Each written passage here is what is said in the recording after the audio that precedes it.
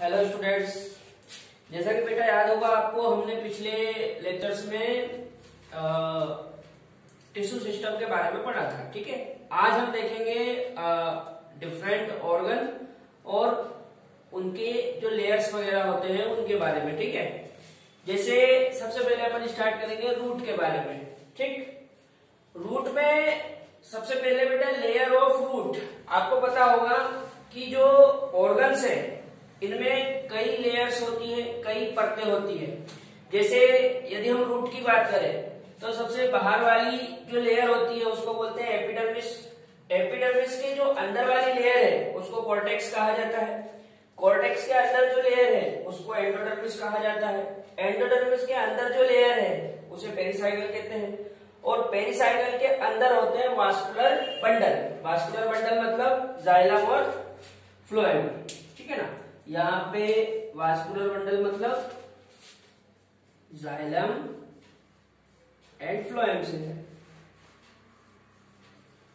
ठीक है बेटा, दूसरा वास्कुलर बंडल के अंदर मतलब सेंटर में पित्त होता है, या हम ऐसा भी बोल सकते हैं कि जो सेंटर होता है उसी को क्या कहते हैं, पित्त। ठीक है, कुछ खास बातें और सुन लो। जो एपिडर्मिस होती है इसी से रूट हेयर का फॉर्मेशन होता है। ठीक, और जो रूट में एंडोडर्मिस होती है, ये जो एंडोडर्मिस है इस एंडोडर्मिस के भीतर एक पट्टी होती है जिसको कहते हैं कैस्पेरियन स्ट्रिप। क्या बोलते हैं, कैस्पेरियन स्ट्रिप, या हिंदी में कैस्पेरियन पट्टी भी कहा जाता है। ठीक है, ये जो कैस्पेरियन पट्टी है ये सुबेरिन की बनी होती है। काय की बनी होती है, सुबेरिन की। और ये वाटर के लिए इम्परमिएबल होती है, मतलब जल इसमें से पार होके नहीं जा सकता।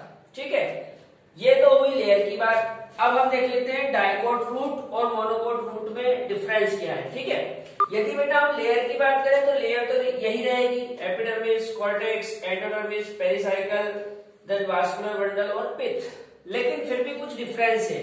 जैसे यहाँ पे मैंने एक डिफरेंस बना रखा है, पहले वाले में कैरेक्टर्स, दूसरे वाले बक्से में डाइकोट रूट के बारे में लिखा है और लास्ट वाले में मोनोकोट रूट के बारे में लिखा है।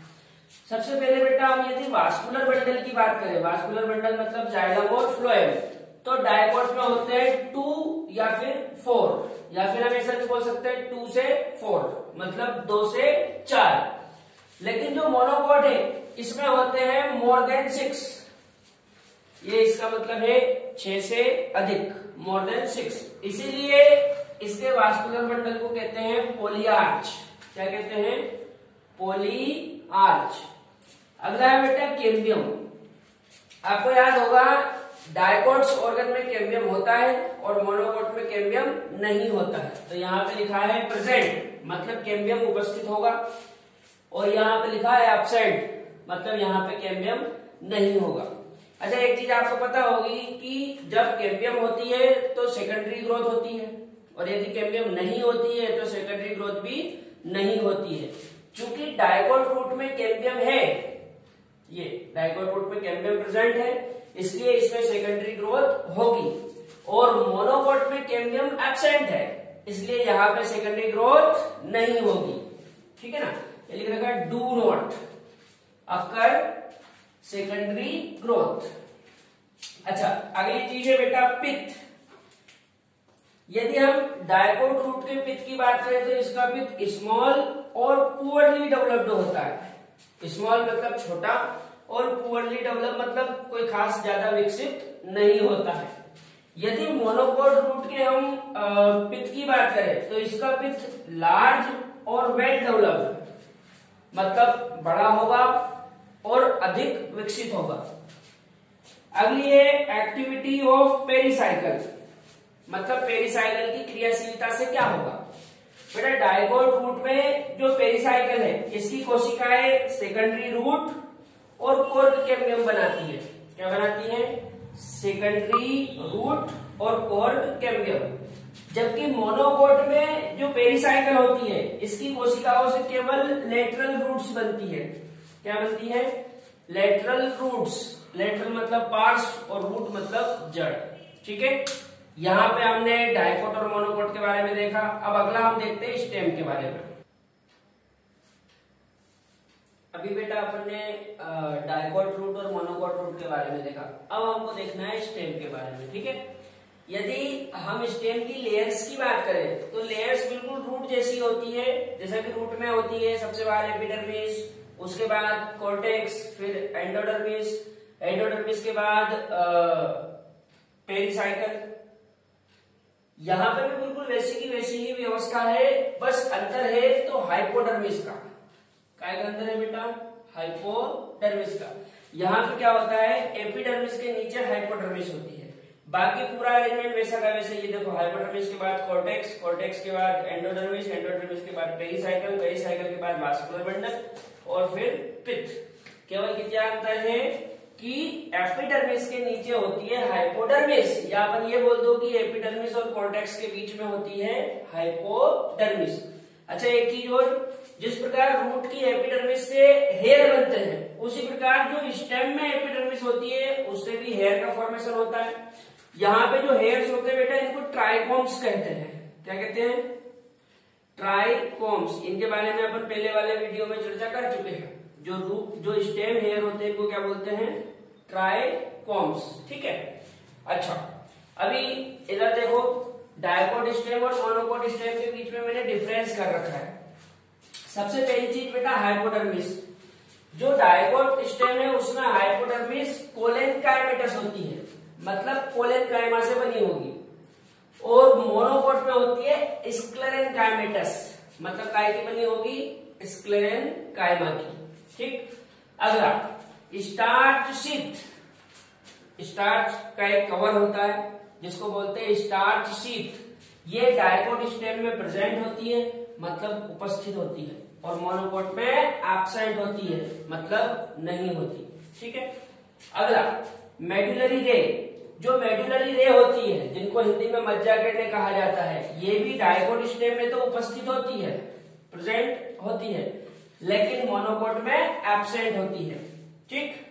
अगली चीज है बेटा, वास्कुलर बंडल। जो डायकोट स्टेम है, इनके वास्कुलर बंडल एक तो रिंग में अरेंज होते हैं। काय में अरेंज होते हैं? रिंग में। ये देखो, अरेंज इन ए रिंग, मतलब एक रिंग में व्यवस्थित होते हैं। दूसरा, कोलेट्रल और ओपन होते हैं। ये खास चीज है, ओपन।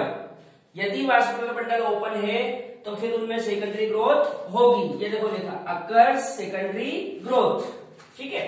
अच्छा, एक चीज और, ये जो रिंग में अरेंज होते हैं, तो जाइलम और फ्लोएम, जिनको हम वास्कुलर बंडल कहते हैं, ये एक रिंग में अरेंज होते हैं, मतलब रिंग के रूप में व्यवस्थित रहते हैं। उस रिंग के बाहर ही ये स्टार्च शीट होती है, जो कि डायकोट में प्रेजेंट है और मोनोकोट में एब्सेंट है।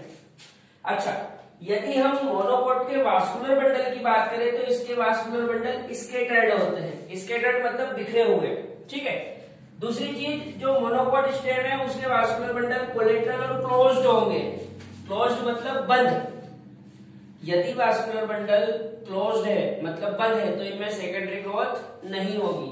वही क्या लिखा, नो सेकेंडरी ग्रोथ, ठीक है।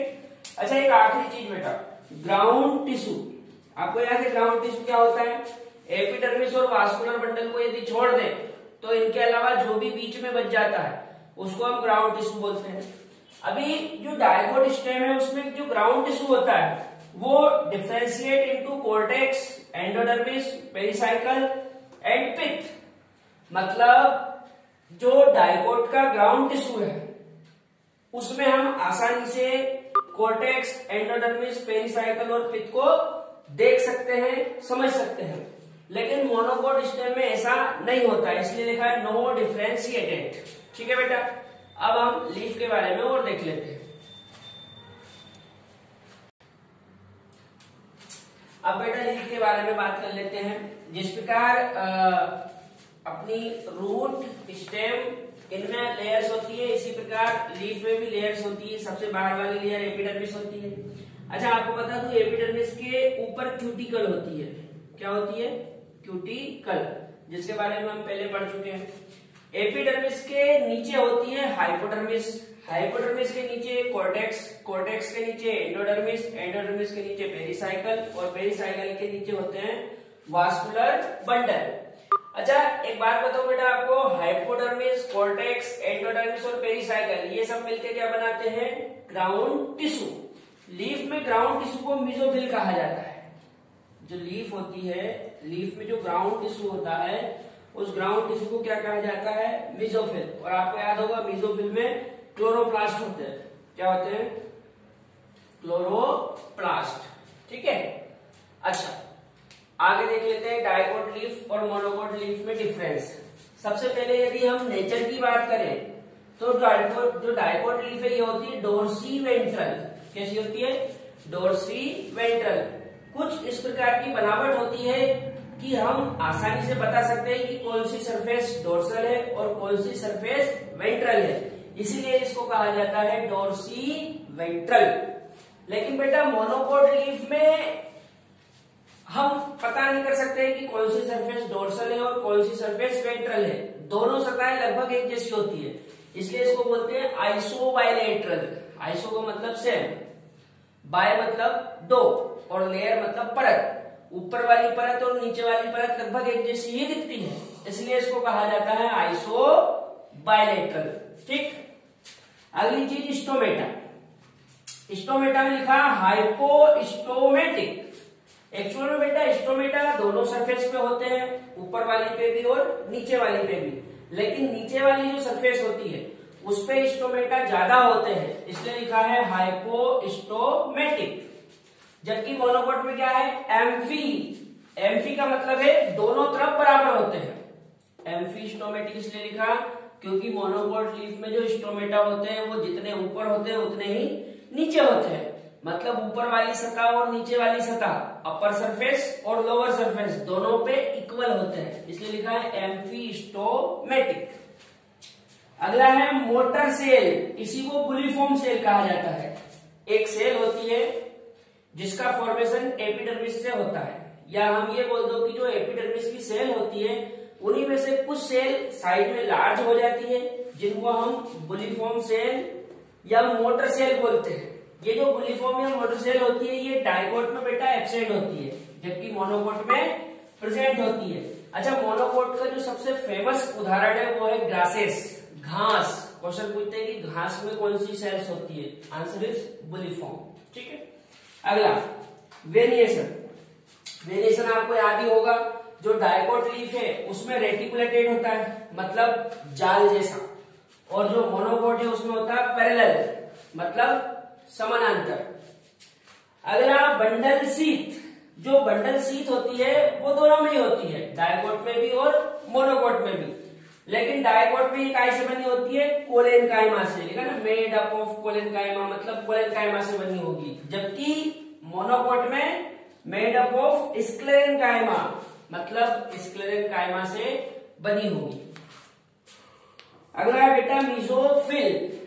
आपको बता दूं डाइकोट में जो मेसोफिल होता है वो पेलिसेड और स्पॉन्जी पेरेन्काइमा में डिफ्रेंशिएट होता है। मतलब पूरा का पूरा जो मेसोफिल है ग्राउंड टिश्यू उसमें पेलिसेड सेल और स्पॉन्जी सेल होती है। ठीक है, हम आसानी से पता कर सकते हैं कि कौन सी पेलिसेड है और कौन सी स्पॉन्जी है। लेकिन मोनोकोट में आसानी से पता नहीं चलता कि पेलिसेड किधर है और स्पॉन्जी किधर है, इसलिए लिखा है नो डिफरेंशिएट। ठीक, यहां पे बेटा हमने आपका रूट, स्टेम और लीफ तीनों ऑर्गन्स के बारे में देख लिया। अब नेक्स्ट वीडियो में हम पढ़ेंगे सेकेंडरी ग्रोथ। ठीक है।